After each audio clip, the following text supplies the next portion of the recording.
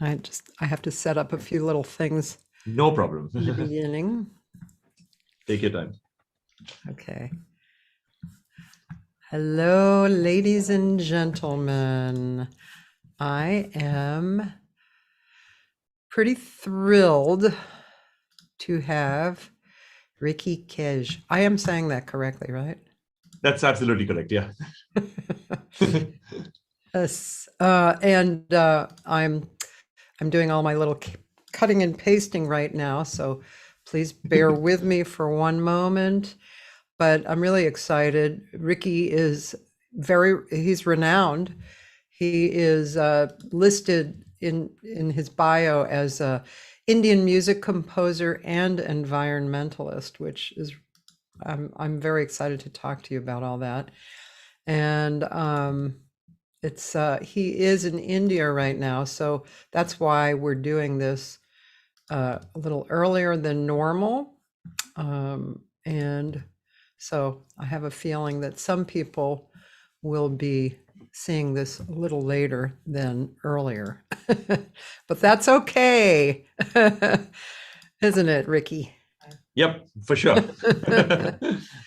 So let's see, I'm just setting this up here, and I'm going to play a little clip of Ricky's music because we've been discussing this, and which I think is interesting too, all by itself. So I might ask you a little bit more because you are more knowledgeable about this area than most, of us playing each other's music on YouTube and Facebook. But first, under a minute, I'm going to play this. This is can I play this last thing that you've done? Yep, that would be amazing. Can you tell us about this? Art of Devotion with Stuart Copeland and you, Divine Tides. So Art of Devotion, as you mentioned, is from the album Divine Tides, an album that I was really fortunate to collaborate with Stuart Copeland on, my musical hero, drummer of the Police. So Art of Devotion, it's inspired by this ancient tradition, a 2,000-year-old tradition in India, in this small town called as Swami Malai, where the people, they create statues of deities and divine statues out of, from bronze. And there is a particular river that flows through that town known as the River Kaveri. So the only way for them to actually make these statues is through the sand that is available on this particular riverbed. So it's a really, really cool technique, and and it's a really amazing tradition. So that's why we filmed this particular tradition, and we created this music inspired by it.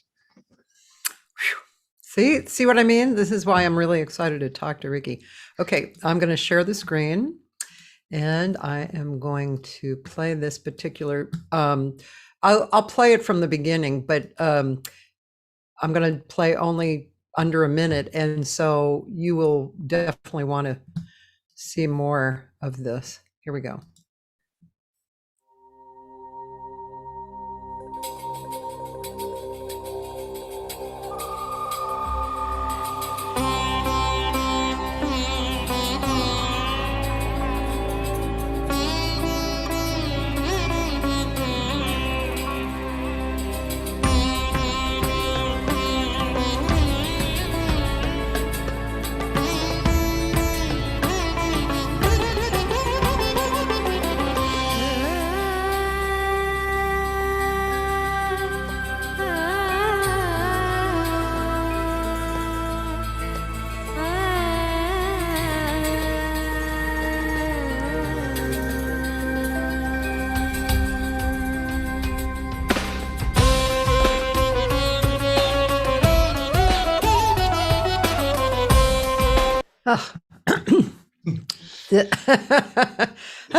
So, okay, here we are, ladies and gentlemen. So I'm going to I will copy and paste this into the Facebook post that we're working with so that you can go. That, there's so many things I want to talk about just in that I saw. This is called The Art of Devotion, correct? Yes, Art of Devotion. The Art of Devotion, Ricky Cash with Stuart Copeland. So you're going to laugh at this, but first of all, I recognize the singer.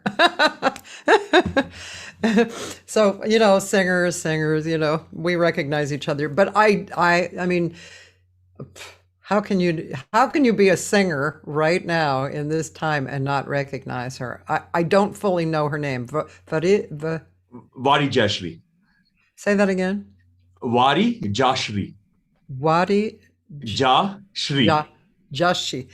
She's amazing. I mean, I've seen some really amazing videos of her, just mind blowing. I think she's probably one of the most amazing singers that I know about on the planet right now. She is actually, and I must have done easily about 100 concerts with her over the last 3 or 4 years. Oh, wow. So she's quite a regular, traveling and touring with me everywhere. And we've done concerts everywhere, in Geneva, in France, and Canada, in multiple cities in America and Australia, Vietnam, Sri Lanka. We've traveled all over the world and we've done concerts. She's quite amazing. Yeah. Wow. Oh, do you travel with a group? Yes. Is it? So I've got an ensemble. Yeah. Yeah. How big a group? An ensemble? Yeah, so basically, we've got different sizes of the ensemble. So we've got like a core group that, a minimum size of 7 people that travel. And sometimes we travel with about 15 people from different parts of the world. Not everybody is from the same city. And at the same time, what we do is that when we go into a city, like let's say if you're performing in Vancouver, then we usually collaborate with musicians from there. So like in 2018, it was that I had performed in Vancouver. We performed with the Vancouver Symphony Orchestra from members from there. Same thing with when we perform in other places like Geneva or Paris, or, we source out musicians from the orchestras there and they usually join us. And what's the music that you generally do? Do you mix it up, or is it mostly your compositions, or what is it? It's completely my composition. So a few years ago, I had decided very strongly that every single piece of music of mine is going to be about, about the environment, about sustainability, and about social impact around those areas. So that's the only kind of music that I make. And in doing that, I've become an ambassador, a goodwill ambassador with the United Nations, with various organizations within the United Nations. And so all of my music, even though it's entertaining, it's fun, it's energetic, and all of that stuff. But it's got a very strong message that I try to, that I do my best to advocate. Wow, that's really pretty amazing, Ricky. Thank you. I mean, I know I'm just one little woman, here, but and obviously you've gotten a lot of accolades and success with it and recognition, but. Yep, just one-on-one. I just want to say, good job, man. Thank you. Thank you so much. Very kind of you. I kind of feel like your mom right now. But I feel like that a lot of times when I talk to people. I talked to Diane Reeves. She and I knew each other 40 years ago or something. And she was like 21. And so I really feel like her mother, but it's great because I feel really proud. I feel like she's doing a great job, so I really like those feelings, and I don't have any children per se. I have stepchildren, but not, my own. So it's just really nice to have people who I feel love towards and really, it's kind of it's a pride, and I don't know if it's you and I don't know each other really very well at all, but I still feel a pride that you are a young person who has taken on this responsibility and put it out in a quality and a flow of energy that is affecting a lot. So I feel kind of proud. Maybe it's just a humankind thing or an artist thing. I'm not sure, but that's amazing of you. That's amazing of you, and I'm very grateful to you for that. Well, so wow. So when did you do this recording, this whole recording?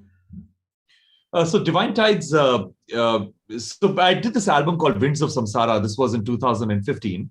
Okay. And that particular album won me a Grammy Award for Best New Age Album. And ever since then, for the last 5 or 6 years, I've been constantly thinking of ideas and tunes and melodies and thoughts, of what the follow-up to that album would be.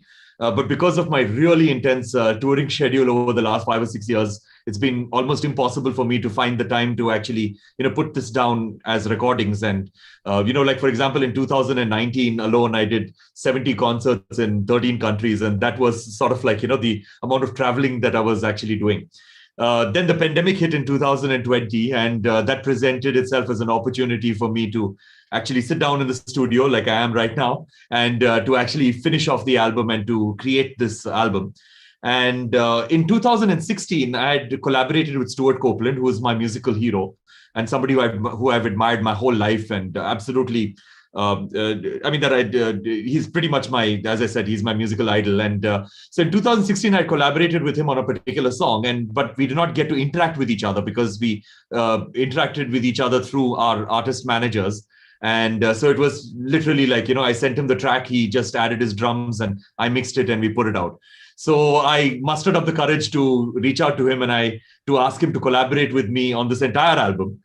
Because while making the music, I realized that I really needed a fantastic instrumentalist and somebody who will take it to a whole new level. And he agreed. And so we spent half a year, recording the album and making the music videos and all of that stuff. And it was one of the greatest musical experiences of my life. Wow, that's really beautiful. And now this record is really making a splash, right? I mean, it's really making an effect.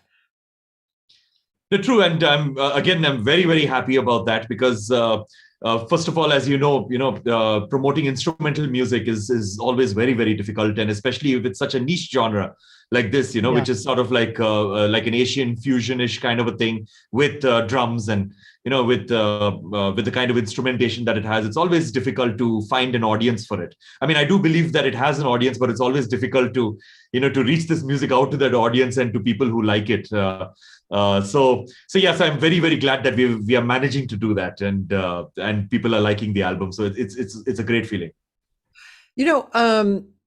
I'm 68, so new age, the term new age to me, still, I guess, I don't know if I just haven't looked into it recently, but to me, it means something very different. It means kind of, the same four chords over and over again, and nice feelings and sounds, kind of sensuous colors or something. And that's about it, and no vocals.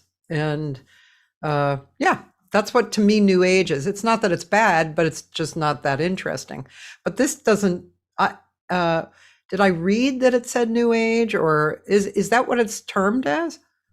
True, I would classify the music as new age, but new age itself is quite a large umbrella category, which has got a lot of tiny categories. So the kind of music that you mentioned, which is sort of ambient and four chords or maybe just one chord, Yeah. that kind of music is also very much new age music, and that kind of music is actually quite popular because you see a whole lot of these kind of ambient tracks which are extremely simple musically, and you see them with like 300 million views or 400 million views on YouTube because a lot of people love listening to that kind of music while they're going to sleep or while they're studying or while they're cooking and things like that, because it's very non-participative, the music. But at the same time, new age music to me, and I believe that the definition of new age music is about purpose. It's about music with a purpose and music which has got intention. So the intention could be spirituality. The intention could be, could even be religious. At the same time, the intention could also be about spreading a message. It could be a message of hope. It could be a message of oneness. It could be a message of unity and diversity. About the environment. So that's the reason why I classify my music as new age, because it's primarily instrumental. And even when there are vocals, like the track that you just heard, there are vocals, but the vocals do not actually have lyrics. All the syllables are basically non-lyrical syllables. So that's why. So I would classify this music as new age simply because it's got intention. It's about the environment. It's about resilience. It's about unity and diversity, and the music itself is from different regions of the world. It's not. It's Yeah. like it cannot be defined in a current genre. So that's why I would put it under the umbrella genre of New Age.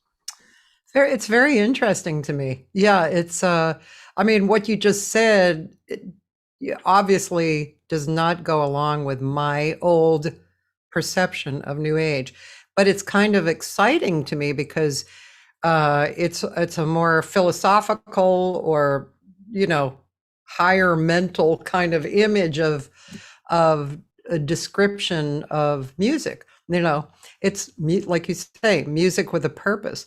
I just wonder, you know, I mean, I feel some of my music is kind of like that. So, but also I'm known as a jazz singer, right? And I involve jazz players and, you know, the qualities that make up jazz are present in my music. But some of it, I mean, there's a lot of it that has kind of a purpose, I can say, you know. So No, I but just, what you're saying, sorry for interrupting you, but what you're saying is absolutely correct, actually, because if you look at it, a lot of jazz musicians have been part of the New Age category. Like, for example, just this year, John Batiste, who, yeah. the jazz pianist singer, Ah, he basically, and great composer. So he was nominated for Best New Age Album because he had made an album which had a lot of jazz elements. And, yeah. he considered that album to be New Age. And there are plenty of such musicians. So how the term New Age started was basically in Eastern philosophy, whether it's Indian or whether it's Chinese, whether it's Vietnamese, and Buddhist philosophy. According to this philosophy, there are different ages or yugas, like what they call in Sanskrit, the ancient language of this region. So there are many yugas, or there are many ages. And we are currently in an age which is filled with darkness. We are currently in an age which is filled with misinformation, as per these ancient scriptures, which are dated like 5,000 years ago. So we are in that particular age, and we are getting into a new age, which is going to be an age of transformation from darkness to light, from ignorance to knowledge, and so that kind of a stuff. So basically, so that is actually how in the 60s and 70s they adopted the term New Age, because New Age could be any kind of music that basically transports you to that new era, So that is the idea. Really? And it could be any genre. It could be any genre of music. Yeah. But it's music that makes you do that. So actually, the original, as per the original form of New Age, it could even be heavy metal music that actually gets you to do that. Oh, wow. But Well, since jazz music is more improvisational in nature, and it's more feel based, rather than academic based, it's more feel based. So that's why jazz music lends itself to New Age a lot, actually. With vocals too, or it doesn't matter, or yeah. It could be with vocals. It could be with vocals. It could be without vocals. It could be with scat vocals. It could be even with the lyrical vocals. Yeah. Ricky, you've really opened a door in my head. I'm glad. Really interesting. Yeah.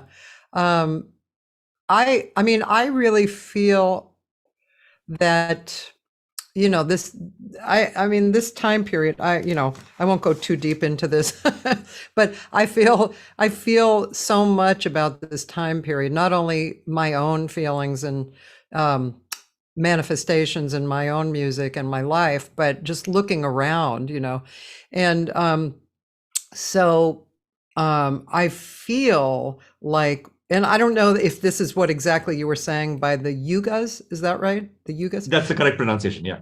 But I feel like we went underwater for a minute, and now we're swimming up to we see it, but we're still swimming up. That's exactly what it is, right? But I feel very positive too, and you seem like a very positive person as well. Yeah, I do try to be very positive. There are times when I cannot be positive with the way things are going on. Like, for example, in India, when the second wave hit about 2 months ago, it was absolutely terrible. There were not enough hospital beds. People were dying on pavements of hospitals because they could not get a bed, and they were getting breathless because of COVID. And, so there are times when it's very, very difficult to be positive. But at the same time, one has to understand, that this is just a a period, and we just have to, endure, and we have to just, go over this period, and, and we know that things will get better, and we just have to keep ourselves safe so that we can pass over this period. So it's very difficult to be positive, but I think it's very important to be positive. Yeah. Well, it sounds too like you take your role of being an artist very serious. I mean, really deeply. That's true, actually. I do take that very seriously, in the sense that I've always believed that, when it comes to, when it comes to everything that's going wrong in our world, there are so many things, like there's climate change, there is species extinction, deforestation, forest fires, as we know, and, and a lot of societal problems like gender inequality and, poverty, hunger, and things like that. And I believe that the biggest threat to us as a species is the constant thought that we have that somebody else will make a difference, that we're always waiting for governments to make a difference, for intergovernmental bodies, for corporations to make a difference, when the truth is that the only way we can bring about a difference is that if we empower ourselves to understand that the small changes that we bring about in our own lives can actually, make a difference, that if we just make small behavioral changes within our own lives, that's all that is needed. And I believe that artists are the people who can actually convince people to actually do that, and because you can make 1,000 speeches, you can throw a ton of scientific data at people, but nobody is going to make any changes. But the only way to reach out to people and to convince them to make a change is to actually reach the hearts and the and the souls of people rather than the minds of people, and in the emotional language of the arts. So that's why I believe that that I have this responsibility to do this in my really tiny way, to constantly push for this. Me too. Actually, I was having a discussion with somebody yesterday. I wish he was on right now, but I'm sure he'll listen later. But he was saying that he feels that we are all co-creating with each other. And so we were talking about that, and I've been philosophical for 3,000 years, and so yeah, it's along with what you're saying. I believe that when I change for the better, everything that I know, everyone that I know is in a universe that is mine, pretty much, basically. I mean, I may be in your universe too, but you are in my universe. So when I improve, you improve. Agreed. And if I go down, you go down a little too. So it's when we as artists make a creative urge out and somebody receives it and improves a little, we are actually improving the world by doing that. And so I feel great about that. In fact, the last few weeks, I've been getting a lot of that from artists.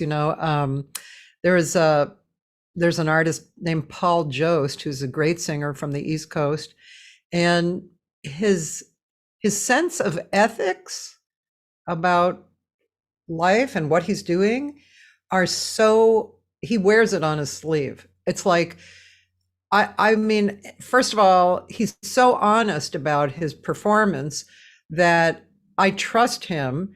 And so I allow myself to open up and then receive what he's putting out. And I really walked away feeling like my cells were changed, and on and on. I had several other experiences in the last few weeks too, with just high quality music I always use the word ethics because I feel that I just love that word. I just love, because it's personal, but it exhibits itself when it's personal and strong. It exhibits itself and it changes people, and so I just really love that word, ethics. It's great. That's it. So we can definitely agree that music is much more than just entertainment. So that's because music has, everybody knows that music has got a profound effect on people, and even non-musicians, will absolutely agree that, sometimes music can transport you somewhere,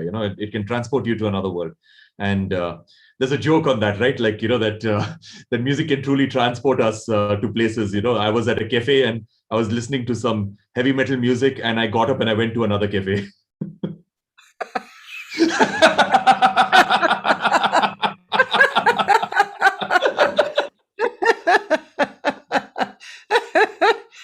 funny.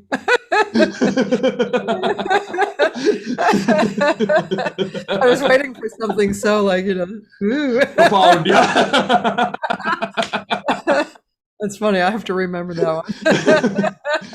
And then when you're making this joke with a friend of yours, make the music their music, that I listened to so and so's music, and and I got up and I went to another cafe.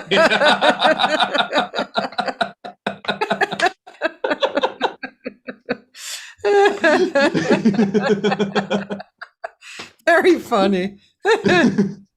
Well, I actually do have some people here, and let me take a quick look. Good morning, hello everybody. Yep, they love your positive message in your music, and thank you for the explanation of New Age. And my friend Roland says, how big is music education in schools in India? Are young kids introduced into the various ragas? So that's music education is an issue in India when it comes to schools, because schools do not treat it as being important, and that's the same problem almost everywhere else in the world. It's not treated as an important art form, and so I think that's something that musicians in India are advocating for. That that it should be they should be at least the choice should be given to children to actually learn music in schools. So when it comes to Indian classical music does not work the same way in the way that Western classical music works. That is in the conservatory kind of a medium, and and you can get degrees in music and things like that. In Indian classical music, you have a guru. That is sort of like a teacher, and the guru is even more than a teacher, because the guru actually is said, as per tradition, to be as important or even more important than the individual's own parents. So the guru is somebody who musicians take students take very, very seriously. So you have to learn from a guru, and the guru is the person who tells you when you're ready to start performing, or when you're good enough to perform, or when you're good enough to showcase your art to the outside world, and all of that stuff. And the guru really influences not just your musical world, but your entire life itself. So it's a different form of music, and it's a different style of learning, but that's how Indian classical music is taught. Yeah, interesting. Wow, it's pretty deep. I mean, there must be a kind of a tradition, a message from the tradition, not a message. Let's see, what was the word? A reason, I guess, for in the traditionally why that's set up like that. Yeah, because it's a very old tradition. Indian classical music dates about 1,500 years. And 1,500 years that we know about, but it could be even more than that. So it predates all forms of Western classical music and Western musical forms. So I guess this must have been an evolutionary process, because it's gone through so many years of evolution. So I guess, the Indian people and people in the East must have realized, over a large evolutionary process of many, many decades and centuries, that this is probably the best way to actually learn the music. Because Indian classical music, just like jazz music, is very improvisational, in the sense that the basic framework, the basic scales and the basic ascending notes and descending notes, and then after that it's just up to you. And a good classical musician can never repeat what they've done. Like, for example, I have mainly Indian classical musicians who perform with me at my concerts. And and for me, it's almost like I'm actually watching the concert, because I'm playing on my keyboards right at the back, and I'm watching them perform. And every single concert, we're doing 100 concerts, every single concert, the solo is completely different. And some, it's because it depends on their mood at that particular point in time, because it's all improvised. And for me, sometimes I just forget what I'm doing, because I'm so mesmerized by what they're playing, on stage, and I'm just watching them. And sometimes, I just forget what I'm supposed to do after that. And that happens pretty often. So, and that's the reason why Indian classical musicians usually love collaborating with jazz musicians in America rather than the classical musicians, because classical music is very defined and, and very, written down and things like that. Whereas that's why you find people like John McLaughlin, Snarky Puppy, and Chick Corea. All of them love collaborating with the Indian classical musicians. That's interesting. So classical, the word classical, then in that case means trained. I guess so. Classical would mean that it's an old tradition, but it has got definitive frameworks. Because in India we've got folk music, which is very different from the kind of folk music that like a Peter, Paul, and Mary and a Pete Seeger or a Bob Dylan does. Our folk music is basically what we call folk music in India is basically the music which is made by the indigenous people. Yeah. But at the same time, and I'm sorry for going into this, but our indigenous people are very different from the kind of indigenous people who you would see in, let's say, a Canada or a United States of America, where you have the indigenous people and then you have people who are the settlers. Whereas in India, the indigenous people are people who have just not gone into a modern lifestyle, and whereas all of us, like, me, I'm an Indian. I used to be an indigenous person, but I've just graduated out of that, So it's not like the settlers and the people who are indigenous. It's like, the indigenous, all of us were indigenous people at some point in time. But there are some people who stayed that way and who stayed in a lifestyle which is one with nature and a lifestyle which does not include modernity, or lifestyle where they live in complete coexistence with the forests and wildlife and things like that. Whereas people like me who have just, corrupted ourselves, so. Interesting. So the music is it very different, or is it? It's not academic. So it's not academic. Everything is based on sounds of trying to imitate sounds of nature, singing about the environment, singing about relationships, singing about humankind's relationship with nature. So that's the kind of stuff that they do. And and sometimes they harmonize their music, and the harmony parts seem so wrong because it's not what we've taught, but somehow it sounds good, and we just can't explain it, why this harmonization actually sounds good when it's not academic, and it's completely wrong as per the way that we've taught, but it just sounds good. Interesting. Do you mind, would you tell me somebody to look at? Because I'm just super curious now. Most of it is not available online because these musicians don't actually go into recording studios. Oh, of course. So that's why. So the only way to listen to them is to gain their trust and to actually go to where they are and listen to them. But I have collaborated. There is a song that I've got called "The One with Earth" song. It's called. So there, what I did was that. Long story short, there is this farming movement, which is indigenous farmer based in India, tribal farmer based in India. Which it's a farming movement where farmers grow their produce without GMO, without any kind of chemicals, fertilizers, or pesticides. So it's a very natural form of farming, which is sort of spreading like wildfire in India, where currently there is a region in India where 650,000 farmers in that particular tribal belt are practicing this kind of natural farming, and it's going to be scaled up to over 6 million farmers by 2030. So what I did was that I went to this tribal belt, to the remotest of remote regions of India. And I actually stayed with these tribal farmers. These are places which don't have electricity, don't have sanitation lines, nothing. So basically I stayed with these tribal farmers and I actually collaborated with them on a song. So that's the song. It's called "The One with Earth" song. It's on YouTube, that particular song. All right. I'm going to listen to less than a minute. Yeah, let's do that. And we'll talk about why we decided to do that, but I'm gonna do that. And here it is. And that's the one, the first one. That's the one, the first one. Yeah.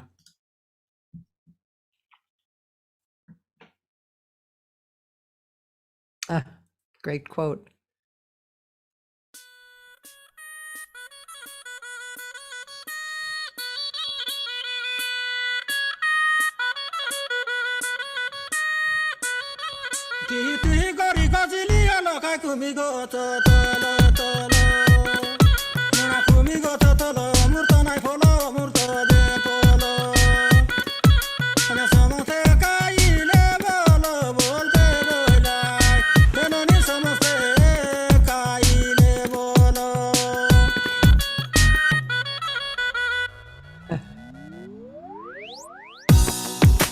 Plant your dreams in the soil, water them with love.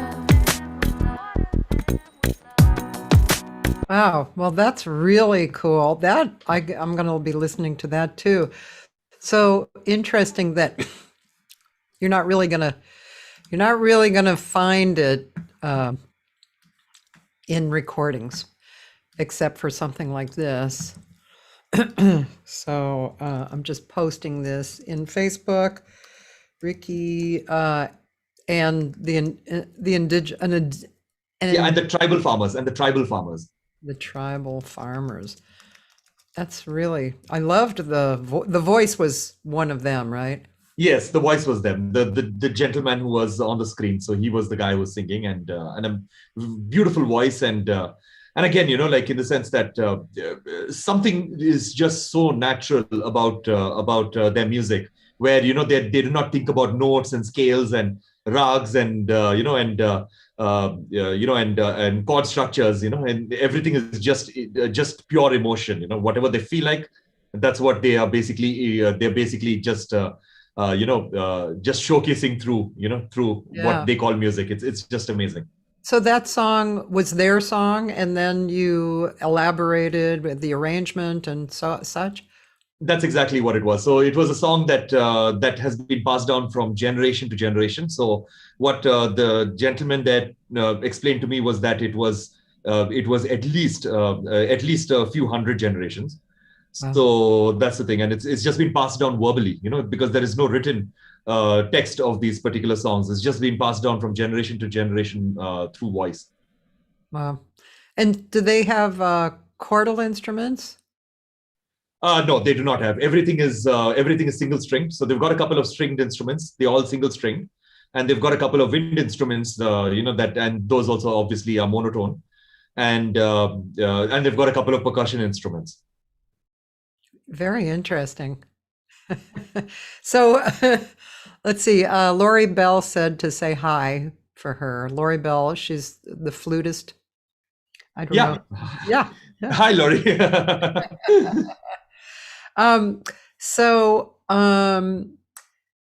It seems like you are a never-ending supply of ideas. So the thing is that it's while growing up and even now, I've got I've got sort of like a learning disability where I've got a learning disability where I'm sort of dyslexic, so that's why I don't read much. So that's why the computer era has been pretty good for me, because I can read on a screen, but I find it very difficult to read a book. So that's why I don't. Unfortunately, I do not read much because I got a very, very short attention span. But this has been sort of like a blessing for me, and because the reason is that's the reason that you just mentioned, that I'm constantly working on multiple things because I just can't find myself to work on one thing. So at any given point of time, there are at least about 15 or 20 things that I'm working on, and like even in a day, like for example today, it's in the evening right now. It's about 11:10 p.m. So I worked the whole day. I must have worked about 14, 15 hours today. And every half an hour, I'm working on something else. So I work on something and I get somewhere and then immediately I'm just, I just want to get out of it. So then I just open up another project or I do something else. So I'm constantly working on multiple things. Wow. I thought that was a Gemini trait, actually. That's kind of what I do too. But oh, wonderful. Yeah, but that's really interesting, and it's interesting that you have more trouble reading a book than you do on the screen. That's pretty intriguing as well.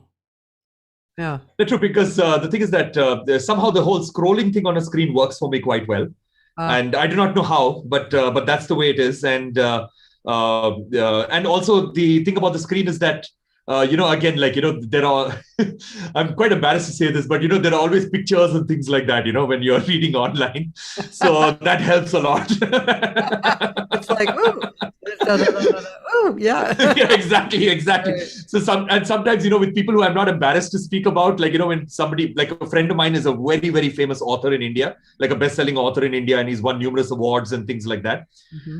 So, he gives me his book, and it's like this thick. And then, and he tells me that, okay, I'm gifting you my new book, it's a bestseller and this is the book. And then the first question, since I'm comfortable talking to him about this, the first question I ask him is that, are there pictures in the book? So then he says, no, there are no pictures. Then I'm like, okay, I'll take the book, but I'll probably not read it.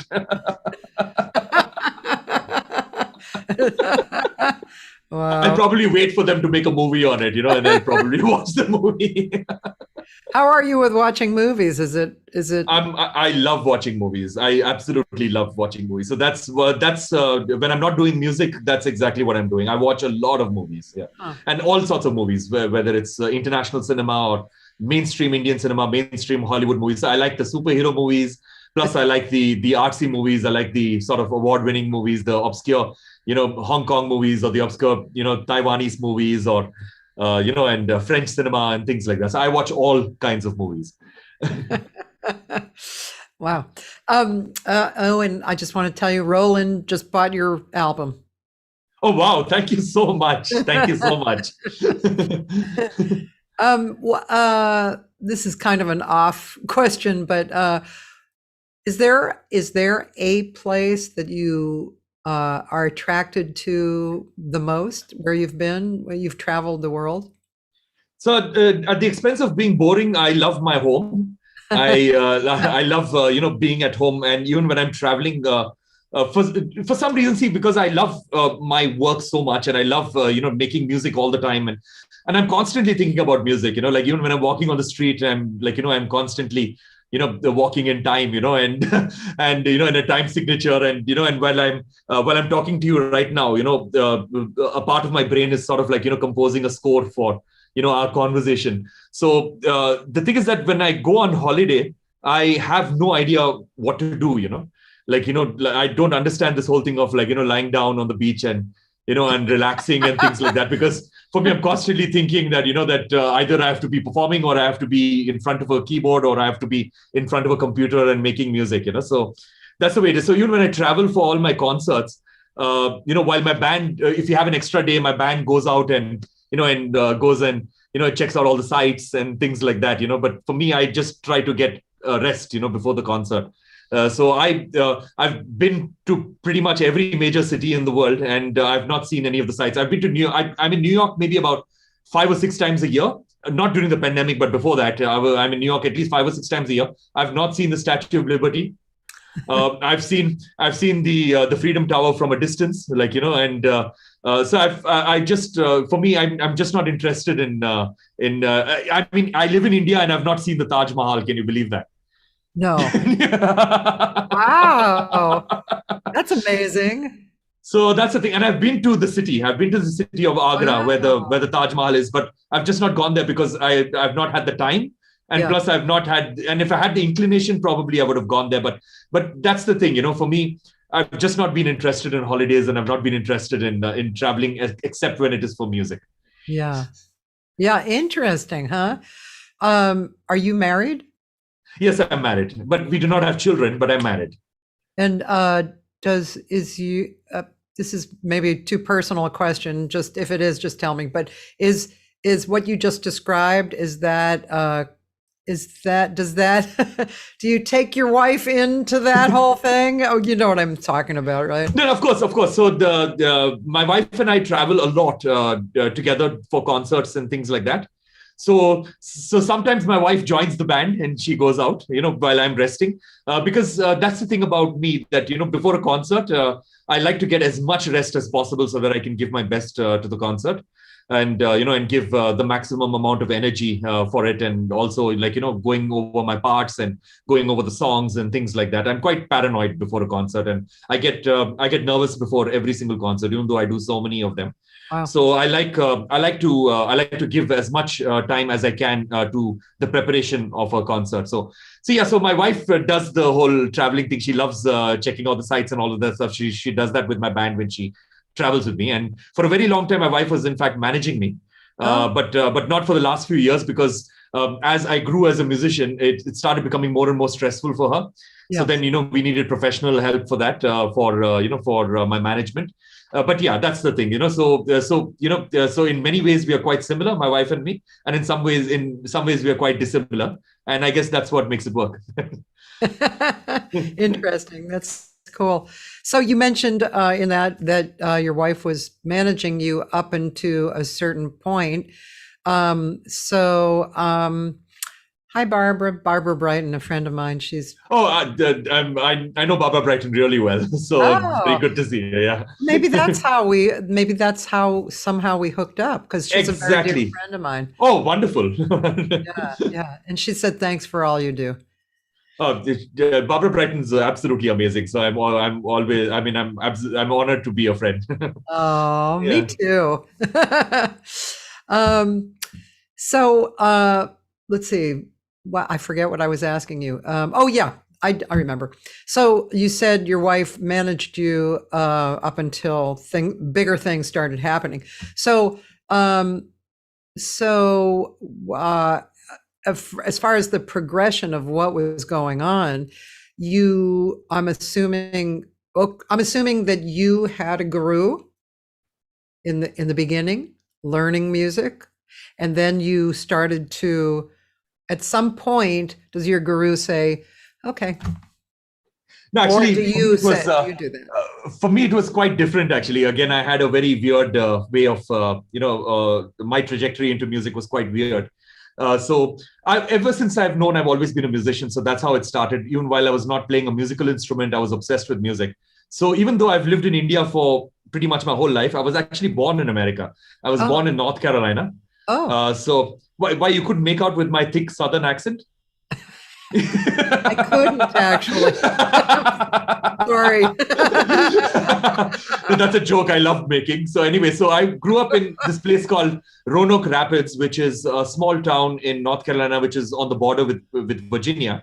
Wait, is And this Roanoke? Actually, Roanoke? yeah, Roanoke Rapids. Yeah, Roanoke. You know what? This is really weird. One of my best friends is from Roanoke, and you're not the first person who has. Let's see. There was. Oh yeah, this guy I mentioned, Paul Jost. He brought his trio, and one of the guys was from Roanoke. You know, Wow. and wow, that's really amazing. Anyway, I've heard about Roanoke for years from my friend, but sorry, I just had a. So that's amazing because when I tell people, even Americans about Roanoke, not many people have heard of it. So Right. because it's a really small town, so I was there till I was 8 years old, and my father, he is a doctor, and he was a doctor over there, and so he had this huge, amazing musical collection, not just of the hits like the Bee Gees and Michael Jackson and Madonna and and Elvis Presley and artists like that, but he had a huge record collection of of artists, like Ladysmith Black Mambazo and African artists and Celtic artists and Indian artists and Vietnamese artists from all over the world. And I was obsessed with the music system. I would play music all day long, and my ears were more important than my eyes. So while my friends and my brother were, used to watch cartoons and used to watch television and video games and things like that, I was very obsessed with the music system, and I would constantly listen to music all day long. So I started off as being a self-taught musician once I got to India, where there was a guitar at home and there was like this tiny piano at home, and I sort of self-taught myself by playing melodies and things like that. And as I went through high school, I was already winning a lot of awards for music and completely self-taught. I was playing with bands and things like that. And then a funny thing happened. It's in our 12th grade that we have to make a decision as to what we want to do for the rest of our lives. And I went to my father, who's a third generation doctor, and I told him that, Dad, I want to be a musician. And he was just waiting for me to make the punchline because he thought I was joking. And so he was like, that's not even a profession, what are you talking about? Okay, you want to be a musician, but what are you going to do for your profession? So I said that, no, I want music to be my profession. And then later on, after a lot of fighting with my dad and my parents, we reached a compromise that I would finish off a DDS degree, a dental surgery degree. And once I get that degree, my life is my own. So I went to 5 years of dental college. And but there was no intention of being a dentist. So in the evenings of my dental college, that's when I took a formal education in music. So I studied Western classic, what we call Western classical music, and what you call classical music. So we studied that. I studied that in a distance education course from the London School of Music. So I studied with a tutor, and I would give the exams and all of that stuff. So I did that, and I studied Indian classical music from a more modern Indian classical musician, who would teach me, because I used to listen to a lot of Western music. So he would tell me stuff like, that this is the rag Bhopali, and an example of rag Bhopali is Pink Floyd's "Wish You Were Here." You know, so, That's so, cool. so so I had a very cool teacher, you know, so that's exactly what it Yeah. was, you know. So I studied that during the 5 years of my dental college, and I got my degree, and I went straight to my father and I gave the degree certificate to my father, and I told him that this is for you, and and I'm instead of doing music in the evenings now, I'm going to be doing music from morning to evening now. And my father kept to his promise, and he did not question me about my choices, about my career. You must be happy now. Yeah, he did get happy a little later on. I have to tell you, your energy and especially your laugh reminds me of a dear friend of ours here in LA, Tamir Hendelman. Do you know Tamir? No, I don't know him. He's Israeli and he's lived here a long time, but he's a brilliant piano player. And your energy and your laugh, sometimes you should check him out. It's funny, probably like your long lost brother or something. I laugh a lot. Yeah, I laugh a lot, and even in my text messages, you'll see me laughing a lot. You know, like the ha ha ha ha's. It's good. It's better than the alternative. um, Roland, the guy who bought your record, he would like you to talk about the microtones that exist in Indian music. Yeah, so in Indian music, especially the rags, the thing is that you've got, just like how you have in various more well defined scales in Western music. Yeah. You've got very well defined ascending notes and descending notes, Yeah. and there's a lot of improvisation over there. But at the same time, there are microtones which are based on feel. These are microtones that cannot be written down, so they're based on feel. And as and when you get deeper and deeper into Indian classical music, you learn these microtones through feel, and you learn these microtones through your practice of those particular rags. And the better you understand these microtones, the better you are. The better you are as a musician. Like, for example, for this particular album itself, for Divine Tides, we recorded with the Royal Philharmonic Orchestra on a particular track in London at Abbey Road Studio. So with an 85-piece orchestra, and there were a couple of microtones that we needed the violin section to play, because the violin is an instrument which lends itself very well to playing microtones.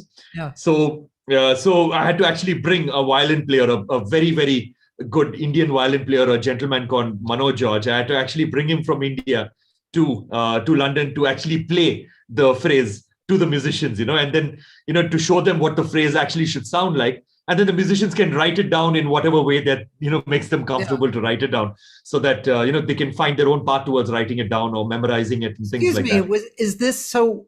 Did you want several violinists to play the same microtones or in harmony? And we got them to do that. Yeah, we got them to do that. Interesting. So it's quite, and of course the Royal Philharmonic Orchestra, those musicians are just absolutely amazing, and they also understand recording very well. That's an amazing orchestra, which so I've recorded with them now. I think I've recorded with them 4 times now, and it's been an amazing experience recording with them. Wow. Yeah, microtones. I was just thinking, I cannot remember what his name was. It was an Indian man, something like Najar. He was. I felt like he was self-proclaimed Indian jazz vocalist, teacher. Najan Badari. Oh gosh, I'm going to have to look his name up. But he came here several times, and I've been holding workshops for 20 years. And many times I have people who are coming into town, and I create a workshop for them, So Navaja keeps trying to come out. But he had it set up so that vocalists could go to India. They would work for free 6 or 7 nights a week in a hotel singing, and they would get classical or Indian classical voice training. Wow. And so they were learning the microtones, and that I know several people who went. They went for like 6 months to a year or something like that, and brought it back and sang jazz, but engaged that as well. That's how I know about microtones. Amazing. No, that's what, and it's pretty. And there are quite a few instruments, Western instruments that can lend itself well. Like, for example, a slide guitar, or a pedal steel guitar. If you've got a slider, then it sounds really, really good. Playing Indian, Indian melodies and Indian phrases and things like that. And it's also the same, as I mentioned, with the violin. With a bunch of instruments. With the clarinet, it sounds really good with the clarinet, with the saxophone. Yeah.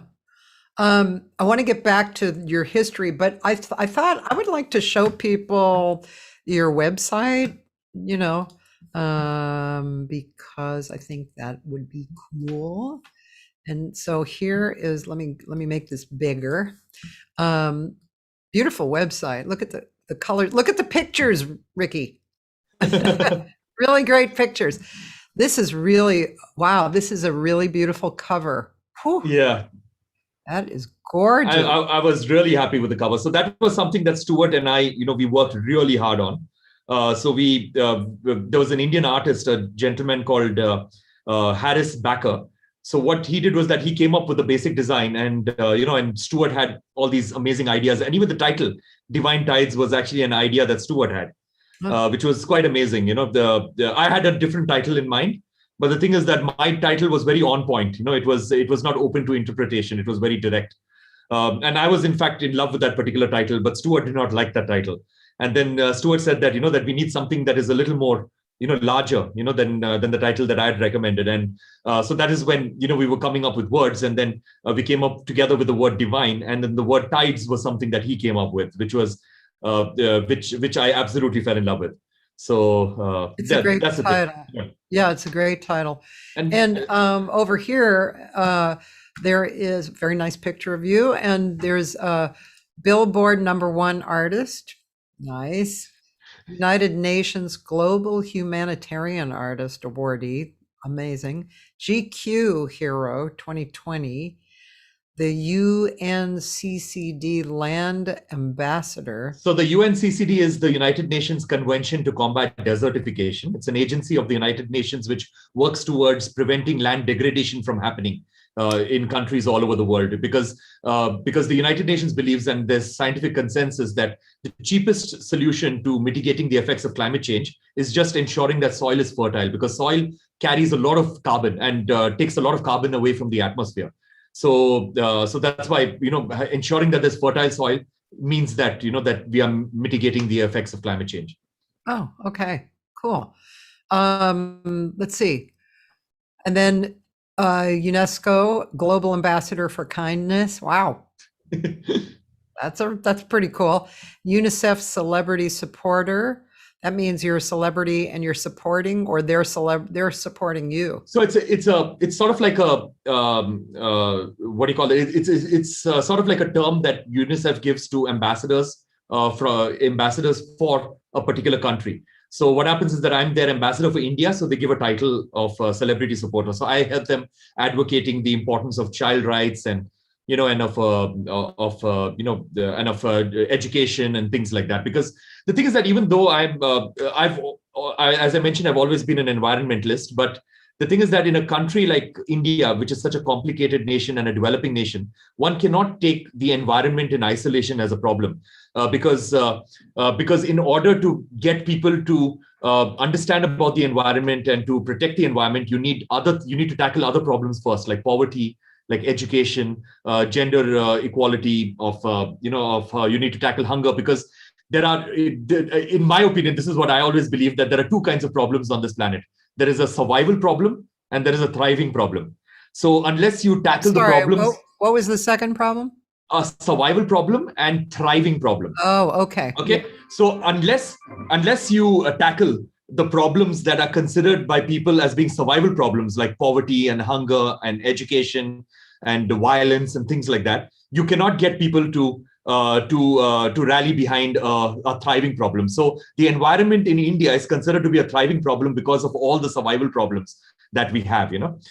So, like, for example, you cannot go to a person who is living in so much of poverty in a rural area in India and who does not have money for even the next meal. You cannot go to them and tell them that, let's make a better world for our children and our children's children, because Yeah. they're going to be like, what about me? I don't have money to eat my next meal. What about Right. that? Why should I care about a polar bear in the North Pole, like when I do not have food to eat, So that's the idea. So that is the reason why I do a variety of things in India, because in order to get to my goal of conserving the environment, I have to work towards tackling a whole lot of other problems. I see. Wow, that's pretty deep. I'm just curious, how does one become an ambassador? Is it your choice, or is it a choice that is given to you? It's given. It's an honor that is given to you by these various organizations. Yeah. So they see if you're. I mean, basically, they pick up people who are in alignment with what they believe in, and somebody who's got a certain amount of reach, to reach out to people and and spread the messages that and the narratives that they would like to to reach people. I see. I have a friend over in it's not Greece. It's I always forget. It's embarrassing, but I always forget the name of the country because it's just not in my normal kind of. Got it. But it's basically near Greece. So it starts with a T. Anyway, Alexia Vasiliou, and she's an ambassador for the UN, and she is a very. She was again. I'm going to forget the word. She was. The name is. It's of a person who is thrown out of their. Yeah, a refugee. Yes, refugee. Thank you. And so she was a refugee, and she's a really talented, beautiful human being. And so she works with the UN to help refugees, basically. Yeah, the UN has got an organization known as the UNHCR, that is the United Nations High Commissioner for Refugees. So I think that what you're probably referring to is that she works with the UNHCR. That's something that you and I have been doing. So the thing is that, of course, the refugee crisis is a huge crisis all over the world. And what makes this particular crisis even worse is that the word refugee is considered to be a bad word right now all over the world. Because people don't want refugees coming into their country. People feel that they're ruining the demographics of the country, and and they are more prone towards violence and things like that. Yeah. So that's becoming a huge problem in our world. So what I can quickly tell you is that what I did last year is that there is this. So basically, if you're a refugee and if it's difficult for you to participate in the Olympics because you're not from any country, right? So how do you participate in the Olympics? So there were these two Olympic gold medalists who won the gold medals in the sport of rifle shooting. And one of them is Niccolò Campriani, who is a 3 times gold medalist from Italy. And the second person is a gold medalist from India, a person called Abhinav Bindra. So both of them, they took the responsibility of training 3 refugee athletes in the sport of shooting. And what they did was that the Olympic committee, they started a new Olympics team known as the refugee team, the refugee athletes team. And of course, if you're a refugee athlete, it would be impossible for you to win a medal because you don't have the training and the infrastructure. But not only that, it would probably be, let alone that, it would be impossible for you to even qualify to be a part of the Olympics. So these 2 people, they trained these 3 athletes and they got them to qualify for the current Olympics at Tokyo. And they don't have an anthem, right? Because they don't have a country. So they brought them to India, these refugees, and along with them, I created their anthem and a song for them, and which I got them to sing. And so that song is on YouTube. It's a song called "Make a Mark," and that's a song that I created with these 2 Olympic gold medalists and the 2 refugees. So the 2 refugees are participating currently in Tokyo, and fingers crossed that that they get far over there. Oh my God, that's amazing. Yeah. Wow. Holy moly. Yeah, that's really amazing. Gosh. I mean, you're really doing a lot. So also I wanted to click to find more. So I wanted to just take a look at this.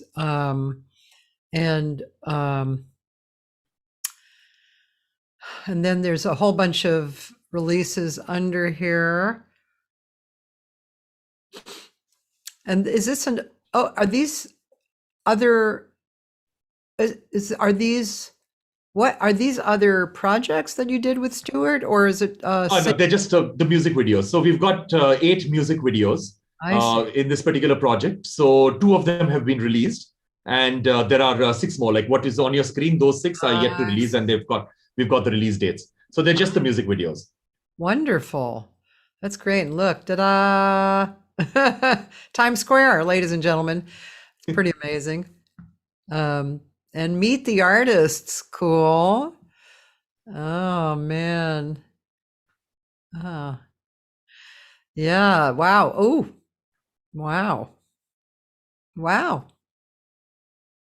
Amazing. Wow. So these are these all film awards, or? Yeah, so these are awards for the music videos. Yeah, so the music videos has already won a bunch of awards. Yeah, so basically these are the awards that for various film festivals that the music videos have won so far. Very impressive, huh? Wow, it's amazing. Huh. Cool. This is great. Just beautiful information. Also, let's see, where am I? Move down so I can go back to this page. And so you have gallery, which is pictures of you, and tour dates coming up, or are there tour dates?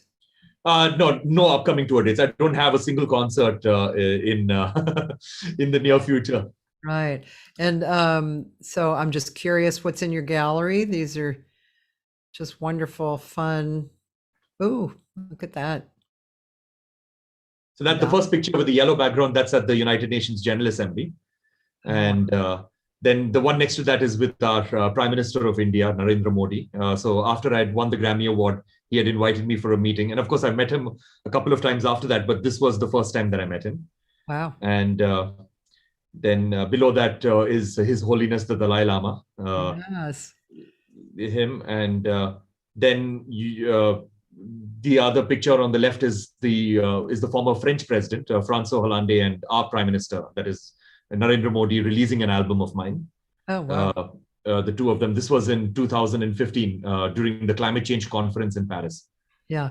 And then the rest of them are just various concerts.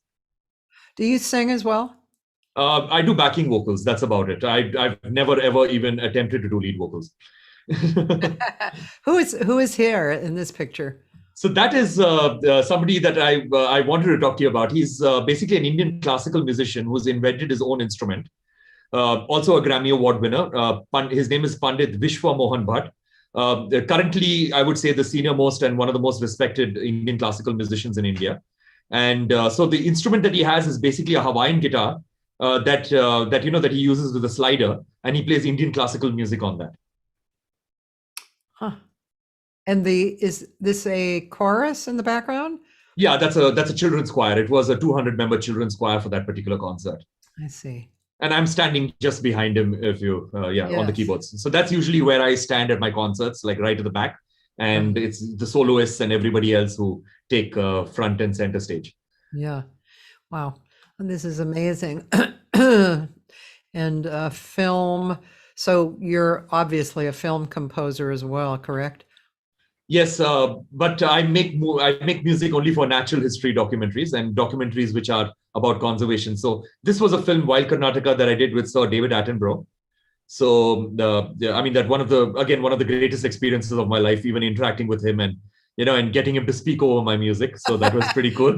He does have a great voice, doesn't he? Wow, he's amazing. Yeah. So he's the only person who I am proud of to speak over my music. Otherwise, it's always, when you compose for documentaries, it's always very unnerving because you spend so much of time creating all of that music, and it's just like, it's just like, very low in volume underneath the dialogue, Yeah. So, but in this case, I was like, speak all over my music, speak on every second, Oh my God. And what is this movie about? So Wild Karnataka is a natural history documentary about this region in India called Karnataka, which is extremely biodiverse. So the number of species in this particular place, which is endemic to this place and not available anywhere else in the world, is the exact same number as the Amazon. But the reason why Karnataka is not spoken in the same breath as the Amazon is because it's largely unexplored, and which is a good thing, because the government of India has created these protected areas, so where humans are just not allowed over there. So that's why filmmakers are not allowed, and that's the way that wildlife thrives. If there's as less human involvement as possible. And so that's why our tigers were considered to be almost on the brink of extinction about 10 years ago. And now our tiger populations have gone to a level in India where they're almost unmanageable. So it's pretty amazing what the Indian government has done. So basically, this was one time that the Indian government allowed filmmakers in there and, to actually film this place. And that it's basically a visually stunning documentary on the wildlife in this region. I have to write this down. Karnataka. Correct. So that's the place where I live. That's the region of India where I live. Oh, I see. Wow. Whew, that's pretty amazing. And is this the tribal? Sort of, but not really. So this is basically, the Baul tradition is a 1,000-year-old tradition. And what it is that India used to have this ridiculous caste system for many, many years. Yeah. People and upper caste people, and the lower and upper caste people would not mix with each other. They would not even touch each other. It was considered to be impure to touch the lower caste people. So there were a bunch of people from the lower caste in the northeastern region of India who they did not want to suffer being from a lower caste. So they wanted to get out of the confines of religion and caste system and all of that stuff. So they just sidestepped all of that and they got out of the tradition and they became singers. So they became something known as Baul singers, and they decided that our pathway to God is not going to be through a priest or through a God person or whatever. Our pathway to God is going to be through music, and we are going to sing, and that's going to be our spirituality. And in order to not getting attacked by the established people, what they did was that they decided that we're going to be wandering nomads. So we're not going to keep any money with us. If we want food, we're going to sing for our food. If we want a place to stay for the night, we're going to go outside a house and we're going to sing to them, and we're going to get a place to stay for the night. If we want tea, we're going to sing for it. So basically their voices were everything. And that tradition is carried on till today. So there are still a few people who are purist Bauls. And so this is a documentary feature that, that I did the music for and I produced. And, and we create. So right now it's a new documentary feature. So it's running the festival circuit. So it premiered at London about a month ago. And now we're going to be premiering in Canada. We're going to be premiering in Australia and a bunch of other countries. Wow. Amazing. And so these films, it sounds like you have kind of a hand in the making of the films as well. I do have a hand in the making of the movie, but it's very limited. It's only limited to the conceptualization stage. Because what I've realized is that my art form is music. Yeah. And and I've realized this through bitter experience, that the more I get involved in the filmmaking process, the worse the film gets. Very honest of you. So that's why I work with filmmakers who I absolutely trust, who are not complacent, and who are really engrossed and who really feel for the topic. And I give them I brief them like crazy before they get into production, and we have a lot of discussions. And then after that, it's completely up to them. Oh wow, that's pretty wild. Okay, here's another one: the sound of nature. Is that what that is? Yeah, it's the sound of nature. I think something's wrong with the website. I'll have to go to my developer and tell them. So sound of nature. Okay, I get it. So this is not a documentary that I created, but the national broadcaster for Germany is this broadcasting company known as DW. It's sort of like the PBS of Germany, and so they basically created a documentary which was like a global documentary, a nice large scale epic documentary about 5 musicians from 5 different continents who create music based on nature. So I was one of the 5 musicians that they created the documentary on. So it is a beautiful documentary that they created. A very good filmmaker called Grete Liffers, a German filmmaker. So she basically spearheaded and created this documentary. So they came down to India. They stayed in India for a week, I think, and and they filmed me and they filmed my music making process and all of that stuff and my thoughts and ideas. And so I'm 1/5 of the movie. Very interesting. It just, it just struck me that I should introduce you to somebody. Did you ever hear of the book called Free Play, The Art of Improvisation in Life and the Arts? Did they make a movie on it?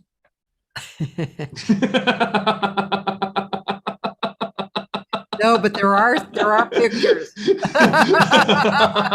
I'll check it out for sure. Well, anyway, it's this author, Stephen Nachmanovich. He's about my age or a little younger, I think. And he is an improvisational violinist and, very, he plays some other instruments too, but mostly it's violin.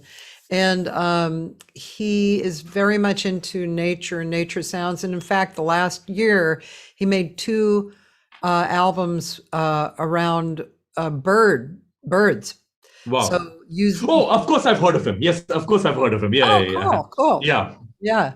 I just thought you and he are kind of traveling on a similar plane, What's his full name again? Stephen Nachmanovich. Stephen Nachmanovich. So he's a violinist, right?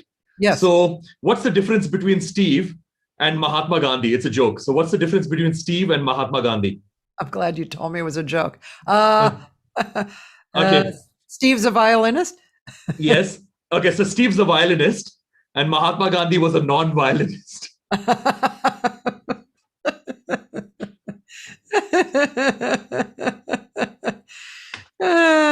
Yeah. Yeah, man. Oh, God.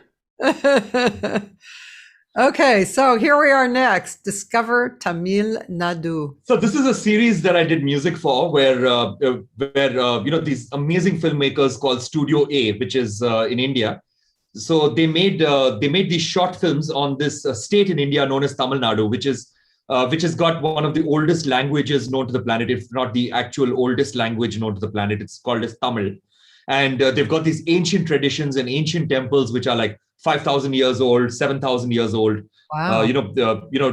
Structures and things like that, and ruins. And it's a very, very old culture. So what these filmmakers did is that they created these short clips of various aspects of the culture and various aspects of the tradition of this particular state. And I created the music for it. Wow. That sounds interesting. About how long are these movies? They are between, the shortest one is 30 seconds and the longest one maybe about 2 minutes. Oh, wow. That's short. Wow, Yeah. That's really interesting. Wow. And apparently they're pretty prolific. They're quite diverse, the stories. Like, for example, one of them, as you can see on a screen, is called Soul Strings. So that is about the making of a musical instrument known as the veena, which is, again, an ancient instrument, how the artisans actually make it. And, and there's another one called Jamakalam, which is basically a fabric that is made in this particular state, which is, again, an ancient tradition of actually creating this particular fabric. And the newer generation of human beings in that particular state are still using those ancient traditional techniques for creating this fabric. So that's basically, like in a nutshell, what this series is about. So there are about 16 videos as of now. That's fantastic. How can I not be excited when I speak to someone like you? I mean, there's so much new information. As a matter of fact, my friend Roland, who bought your CD, he said, my head is spinning from so much good information. Right? Thank you, Roland. It's crazy, man. Really crazy. And I'm guessing videos, that's a whole different thing, because these videos are pretty much your creation? Yeah, but again, the filmmakers, as I mentioned, the filmmakers make the videos with as less involvement from me. Yeah. But yeah, the music is mine. But the filmmakers, I'm just very honored and blessed to work with some really good filmmakers who put their hearts and souls into the creation of these music videos. Wow. So much. Wow. Oh, and live videos. Yeah, there are a bunch of live concert videos. And you did a TED Talk, or have you done more than one? I've done just one. Yeah. How was that? Was that fun? Yeah, because it was a performance. So that's the reason why. So it was one of those. So basically, this was not a TED talk; it was a TEDx talk. And the reason why it was a TEDx talk was that this is a very specialized sort of like a TED talk which happens in India in Mumbai. And this particular TED talk, so TED normally has these rules and regulations that you cannot have more than 200 people in the audience, and it has to be an intimate audience. But this particular TED talk that TED does in India has got an audience of 5,000 people, and it's done in a stadium. Oh, wow. So that's the reason why I agreed to do it, because they told me I could just perform. So I just did a performance of 3 songs, and I spoke a little bit in between. So Interesting. Cool. I'm curious which songs you picked. So I picked a song called it is a song called I'll start backwards. So there was one song called Love Divine. So Love Divine is a song which is based on human and animal conflict in India. So now, what is human and animal conflict? So I'll just give you an example. Like the most prevalent form of human and animal conflict in India is human and elephant conflict. So elephants live in the forests. And we humans, we step into the forest and we build our homes over there. We build our villages, or we convert the forest into agricultural land. We deforest for various reasons, and because of that, the elephant gets confused, and the elephant loses his or her habitat, loses his or her home, food, and all of that stuff. And then they end up entering into the human settlements, and because of this, there's like a warlike situation that is happening in India between humans and animals.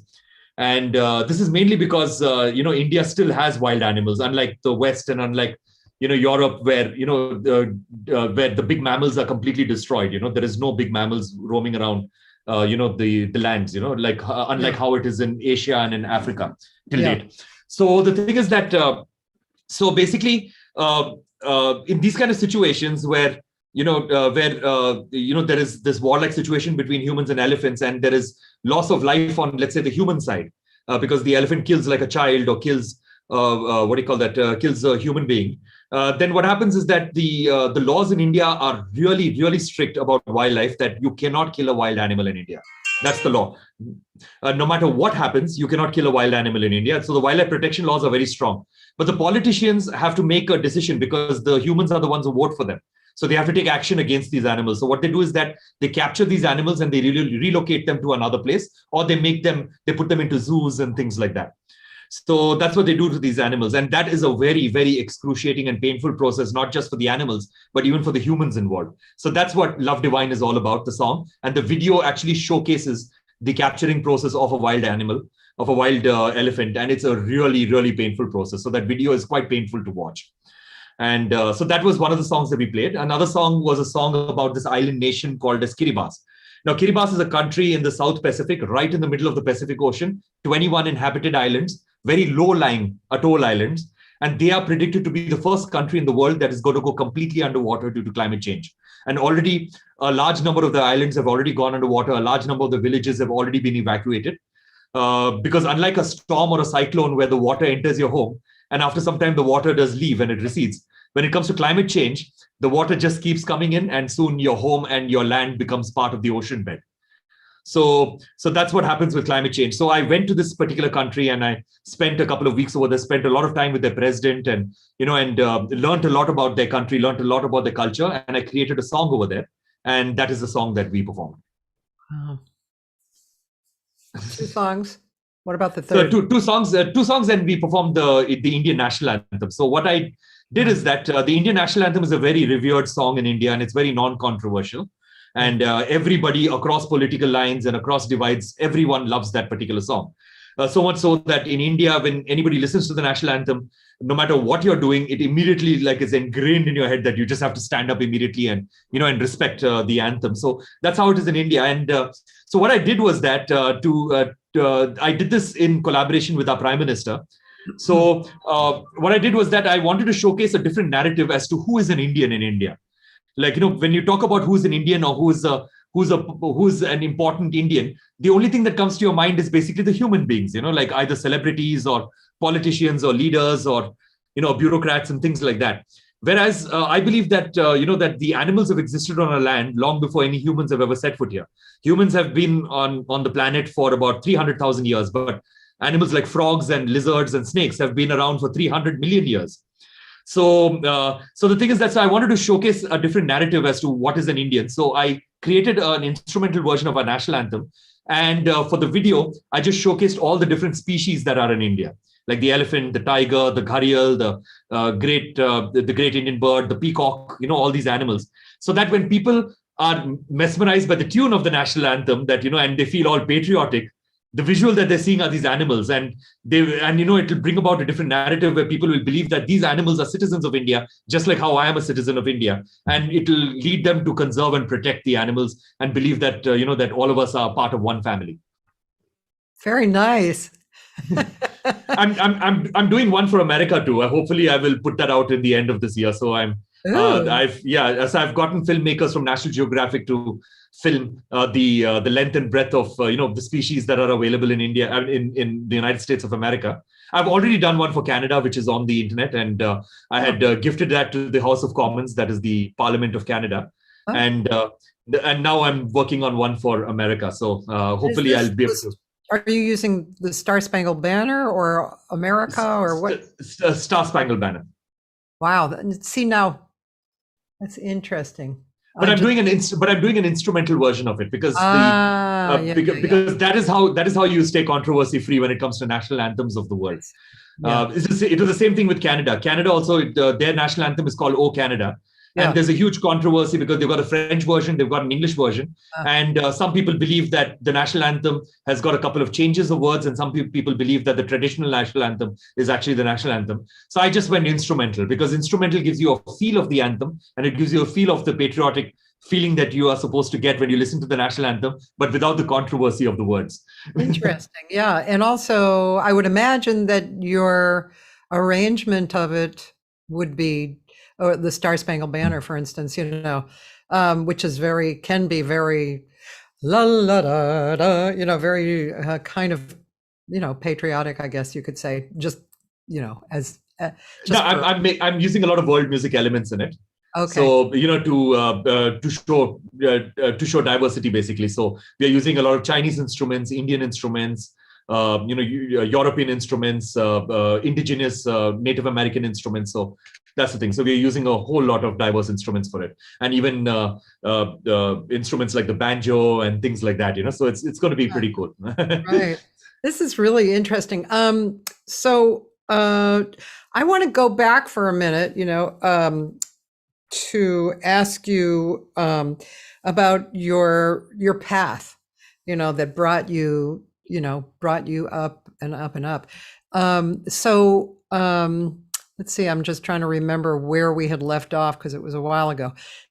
You started, when you started, let's say, playing, I guess you started playing and writing at the same time, or not at the same time? Were you playing first and then whatever, it led you to writing? True. What you mentioned first was true. Like, when I started playing musical instruments, for me, my main objective was not to actually try to imitate other music and other songs and try to pick up melodies, that are popular melodies, and try to perform that at parties and things like that. For me, it was more about trying to express myself. So I started writing from the time I started playing an instrument. Yeah, that's interesting. I don't talk to many people who say that, actually. But that is, I think, because I started off as being a self-taught musician. Yeah. So it was easier for me to write my own music rather than rather than play another tune, and that way nobody knew if I was making mistakes. So so I guess it was an easier path. So how did you? Were there venues, or were there venues that you could actually go and play in, or who wanted you to come play? So during the beginning, it was basically performances, which was sort of like inter-school competitions and intercollegiate competitions and things like that. So that's the kind of stuff that I was doing. And I guess that's about it, actually. That was the only kind of stuff that I was doing right up to the time I got into college. And when I got into college, that is when I sort of became a professional musician. So what happened was that I got into college in 1999, the year 1999. And that was the year when the first radio station in India had started, the first FM radio station. So India got into FM pretty late, in 1999. Before that, there were a couple of news radio stations, but the music radio stations of FM started in 1999. And started, it hit me that there are all these advertisements that were played. And, and then I said that, I can make those ads. So then I actually walked into a radio station, and I was like 18 years old.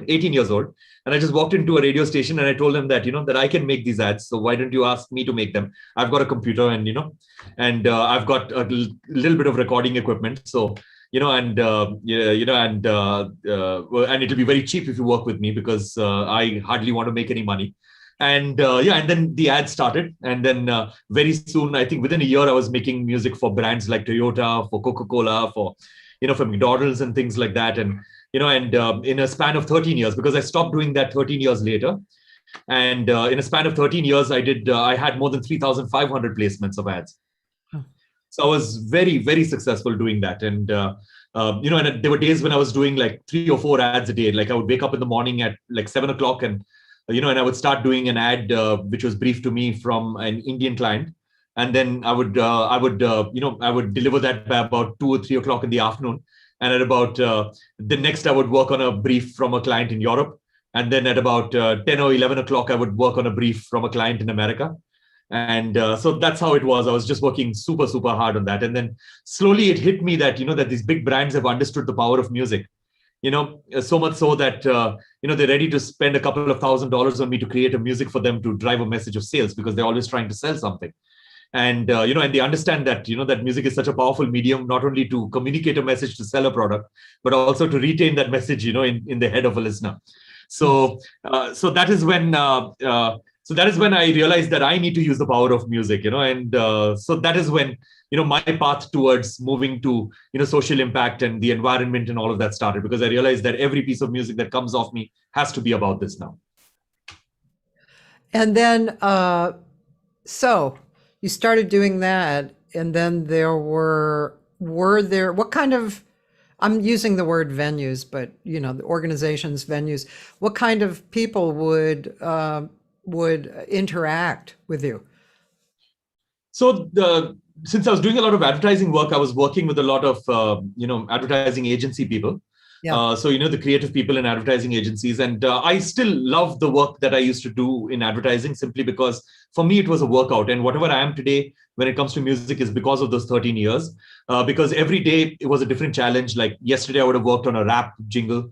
And today I would get to work on a Celtic folk jingle. Tomorrow I get to work on, let's say, a rock jingle. So I'm constantly on my toes with different, forms of music, and working with musicians from different parts of the world, in order to achieve these particular briefs that are given to me. Mm-hmm. So, all those various influences, started showing up into my music. And while I was doing these jingles and all of that stuff, I was also creating my own music.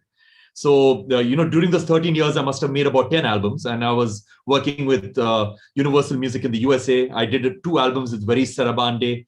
I did an album with Water Tower Records. I did about 4 albums with EMI. So I was working with major labels during that time, but it was, again, instrumental new age music, the kind of music that I love doing. And that was the music which was sort of like a piece of me. And so I was performing that music live. So I was performing all over the world. I was doing concerts everywhere in the world, and it was mainly instrumental music with a very small ensemble with just about 3 or 4 musicians on stage. So and it was usually music festivals. Okay, so that's how it began. Was that when your wife started managing you? No, I got married much later. I got married, I think, just a year before I won the Grammy. So I got married in 2014. I see. And that was when she started managing you? Exactly. So my wife started managing me in 2014, towards the end of 2014. And and that carried on, I think, till about my wife managed me all the way to to the beginning of 2018. I see. And so, and the Grammy, was that it sounds like you have enough awards to be pleased with, but the Grammy is a special award, and of course, were you pretty happy about that? I mean that extremely happy, we're like thrilled, overjoyed, because the Grammy is always considered to be, especially living in India. I'm only the fourth Indian to have ever won a Grammy, with 1.3 billion people in India. Wow. But in that way, if you look at India, unfortunately, we only have one Olympic gold medal in the whole of India. Can you believe that? No. The whole of India. So Michael Phelps has got like 25 times the gold medals of India. So that is Wow. so that's the thing. So I'm only the fourth Indian to have won a Grammy. So being in India and living in India, the Grammys have always felt like an unattainable dream, and it never felt possible. So I'm extremely honored and amazed to have won the Grammy. And also, the Grammys. I mean, me winning a Grammy is actually a reflection on America, because. And this is what I even said in my Grammy acceptance speech, that if you go to Canada, for example, their biggest music award is the Juno Awards, and you have to be a resident of Canada to win that award. Australia's got the ARIA Awards. You have to be a resident of Australia to win that award. South Africa's got the SAMA Awards. You have to be a resident. India's got the GIMA Awards. You have to be a resident. It's only America. America is the only country in the world where the Oscars, the Grammys, the Tonys, the Emmys, the Golden Globes, you do not have to be a resident of America. You can be from anywhere in the world and you can win the award, which is a reflection on America, that America is an extremely inclusive nation. Of course, there have been problems and all of that stuff, but I still feel that with all the problems that America has, America is still the most inclusive nation in the world. And the second thing is that American artists, whether it is filmmakers or whether it's artists, fine artists, or painters or sculptors or musicians, are very, very secure about their own art, that for them their competing playground is not just Americans, but it's the whole world. And that is something that I noticed about America. So yes, I'm very fortunate. And also people say that, oh, I don't want to win awards, or or awards is not for me or whatever. But I believe that awards are very important, because awards, and you can take an award in vanity, and say that, oh, I won an award, I'm great or whatever. But that is the wrong way to look at an award. Whereas for me, the way that I look at an award is a platform, because the kind of work that I do with the environment, the kind of work that I do with various causes, for me, an award is basically a platform that validates me to do bigger and better things, and to go even more forceful with what I'm going with, even more enthusiasm. And that is exactly what the Grammy gave me. The Grammy gave me this amazing platform so that I could spread my message of awareness, or spread my message of conservation of the environment, of social impact, in a much larger way than I could have ever done. Wow. And what was the Grammy won for? For Best New Age Album. Which album? It was an album called Winds of Samsara. It was a collaboration between me and a South African musician. Oh, fantastic. Wow. I have a kind of a off question, which is just, I'm just wondering if this enters into your observations and opinions about the homeless, because I think the homeless is not, it's not just a localized problem. I think it's all over the planet. And anywhere I've traveled in the last few years, I've seen homeless everywhere. So is that part of your consideration? So the thing about so the homeless, I would classify that as being a poverty problem. So that would come under poverty. So the thing is that in India, poverty is of a different kind. In India, what we have is that you've got your rural areas and you've got your cities, and there is a huge disparity between rural areas and cities. It's completely different in the sense that people who live in cities do not even know what a village looks like, or have never even been to a rural area or a village in India. So the thing is that like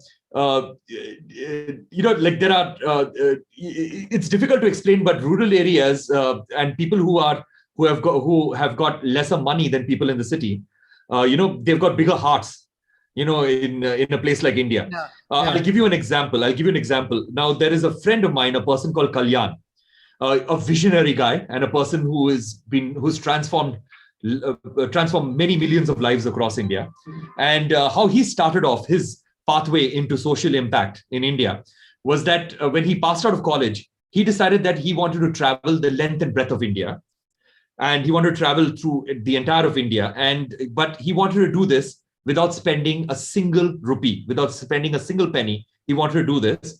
He did not want to even keep money in his pocket as reserve. He did not want to transact at all when it came to money.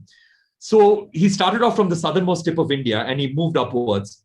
And he quickly realized that he could not do this through cities, because cities are like the West in India, where if you want to stay somewhere, you have to spend money.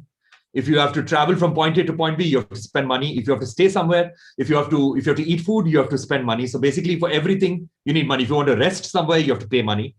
So he realized that he could only do this through rural India. So he traveled from village to village, because in villages, people have got bigger hearts. You can just work in their home for a while and you can get a place to sleep. You can work in their fields, you get a place to stay. You can work in the agricultural fields, and then you can get maybe a tractor ride, from one village to the other village. And so he did that from village to village. He moved and he got to know the real India, because 70% of India is in rural India. He got to know the real India. He did not spend a single penny, and he got nutritious food because, it's direct farm to plate. And, and he got to meet all these wonderful people. And he spent 4 years doing this.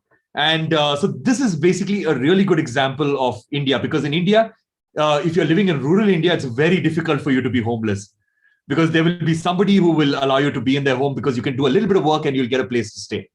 So that's about India. And these people are very environmentally conscious, not by design, but by lifestyle, because that's how they are by nature. They do not use much electricity. They do not use much fuel. They do everything by hand. They grow their own food. So the food is not transported across state borders or whatever. Whatever they grow is what they eat. So basically that is basically India. You got a rural India, you got a city India. The city Indians are very irresponsible, like me. And the rural Indians are the people who are, the future of India, I believe. Wow, that's interesting. That it kind of opens up a conversation, or ideas. And it's something, I guess, that we know anyway. We look around, we see the homeless here. It's obvious that they actually want to be here too, which is, to me, a lot of people always talk about that. Why don't we build a city or something that they can, outside of the city, but nobody would want to go. Exactly. Because we've got homeless in India, and the homeless in India are only in the cities. Yeah. Because they would not like to go back to their own hometowns for whatever reason. So the thing is that I believe, this may be very controversial for me to say this, but I believe that there is no way to eradicate homelessness.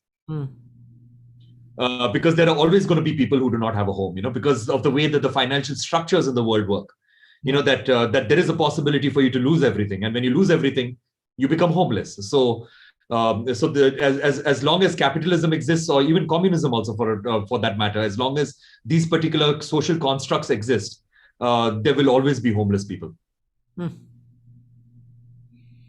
Yeah, man. Let's see.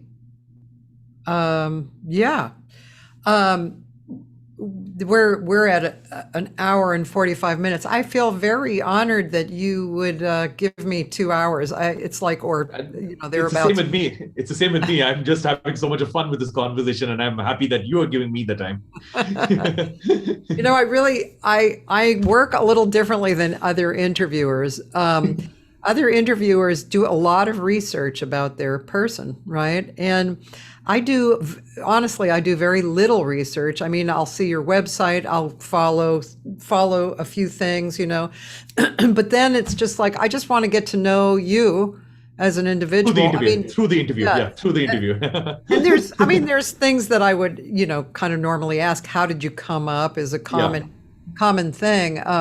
But because of the person and the person's interests, that's what spikes my curiosity, and you are in my world, you're a very unique individual, and as I said in the beginning, I'm so proud of you. Thank you. I'm your auntie or something. I don't know.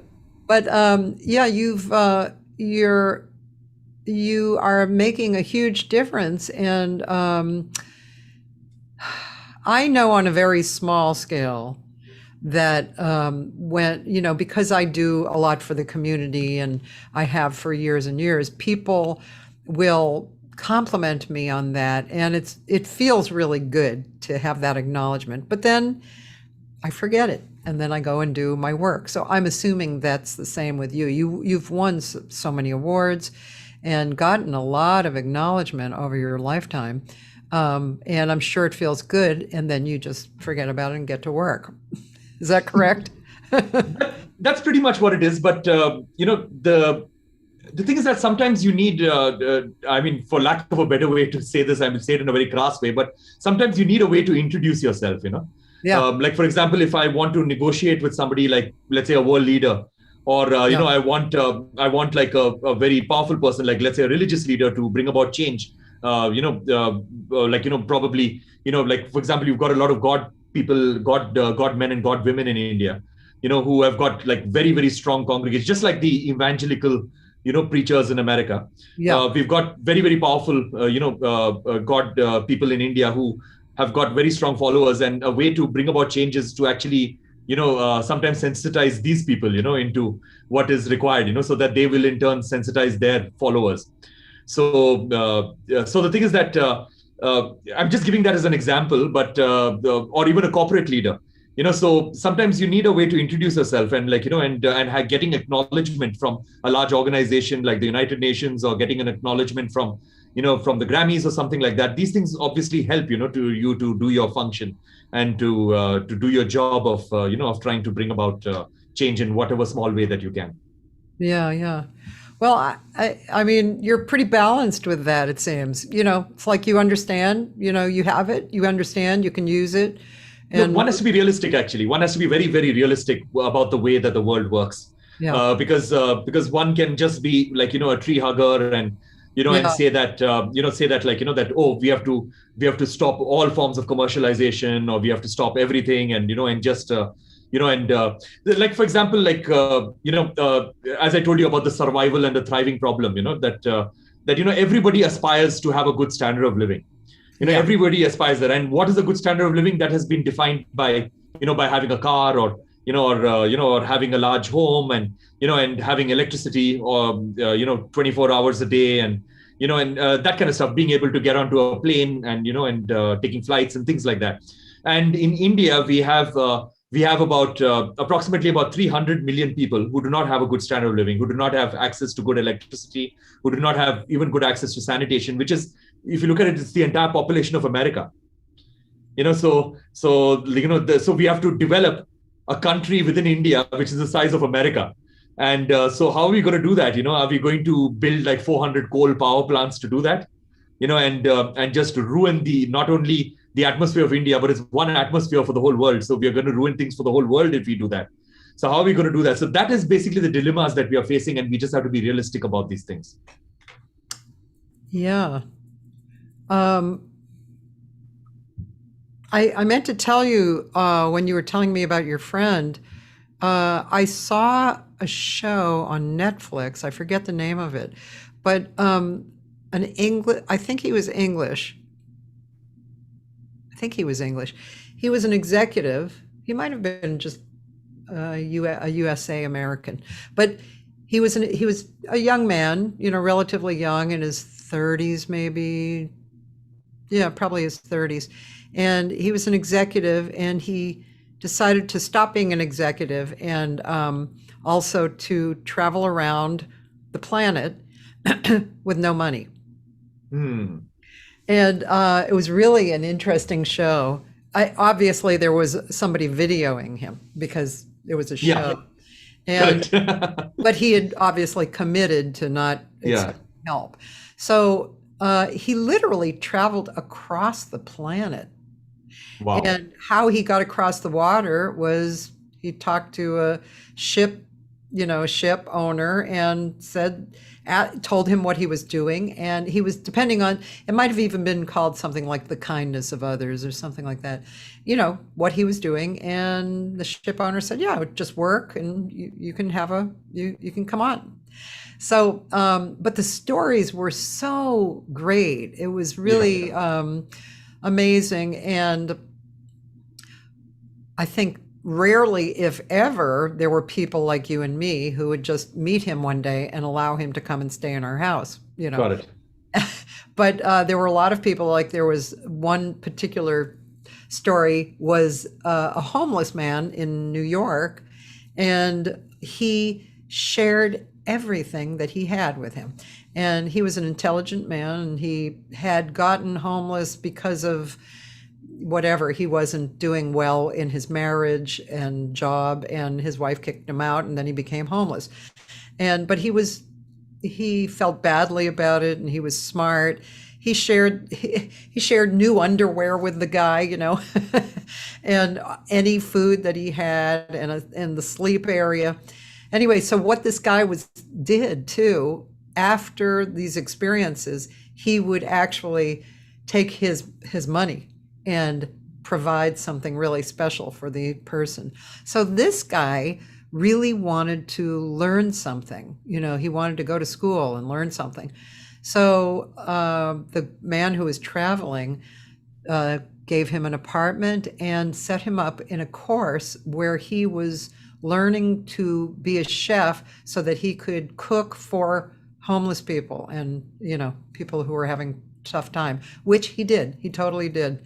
And it was just, wow, it was just such a great story, how one kindness gave to another kindness, and also the purpose being, to help the general public. It was a really great story. So Amazing. there are people who are doing that kind of stuff too. It's amazing what people are capable of and do, like you. So I want to thank you, and I'll tell people after you can hang up, and I'll tell people afterwards who's coming on next and stuff. But I just want to thank you so much for being on and for sharing with us who you are and your thoughts and feelings and your music. And I'm sure there are a lot of people who are watching this who are going to go get involved with your music. And just thank you so much for being you and putting out such wonderful things into life.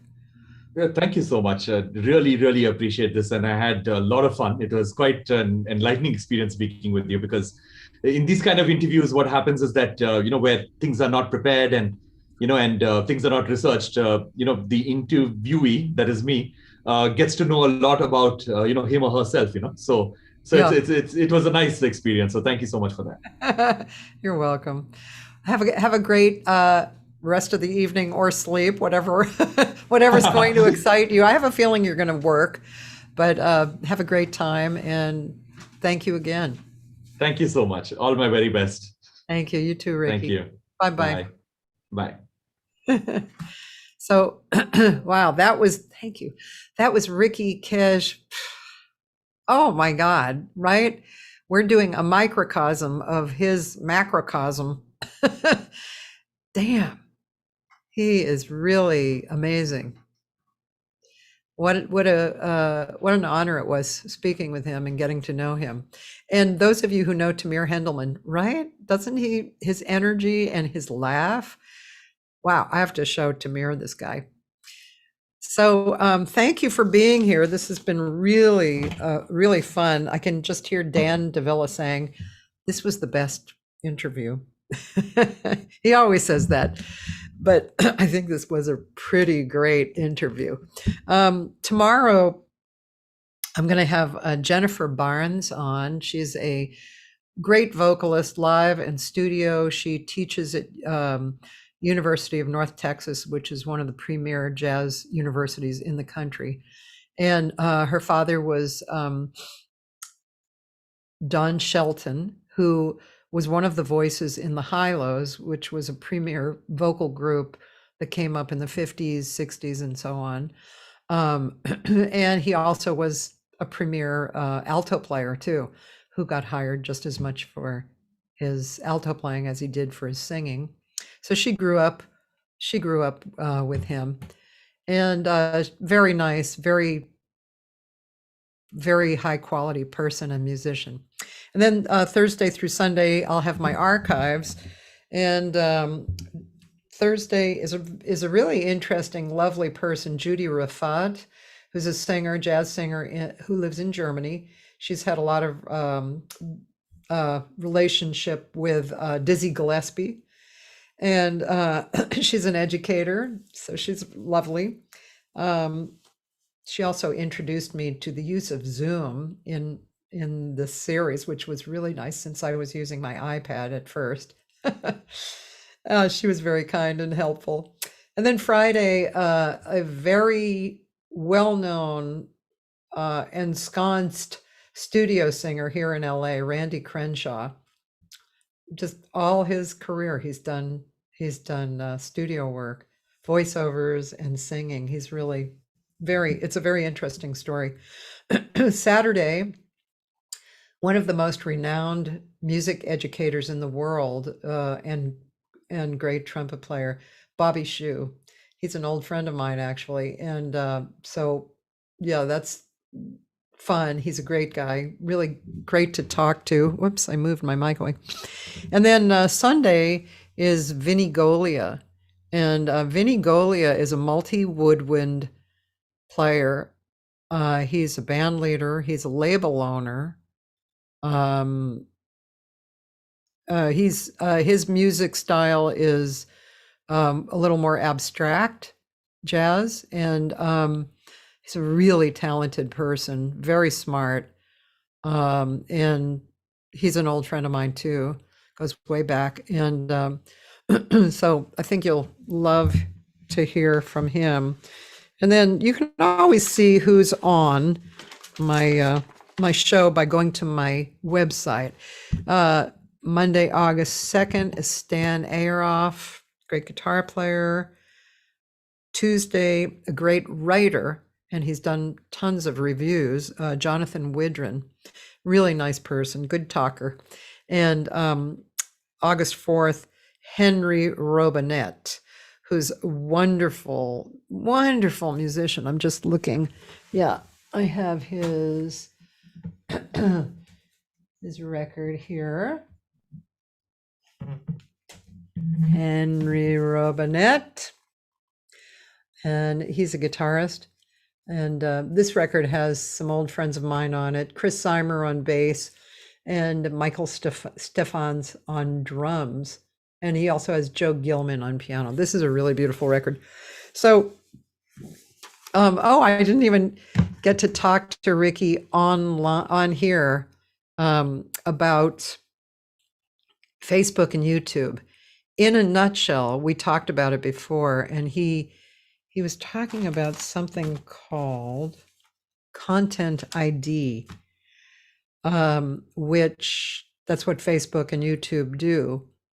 They use Content ID, and so you can get away with playing anything less than a minute, but when it starts to go over, you start to run into their Content ID checking up on you.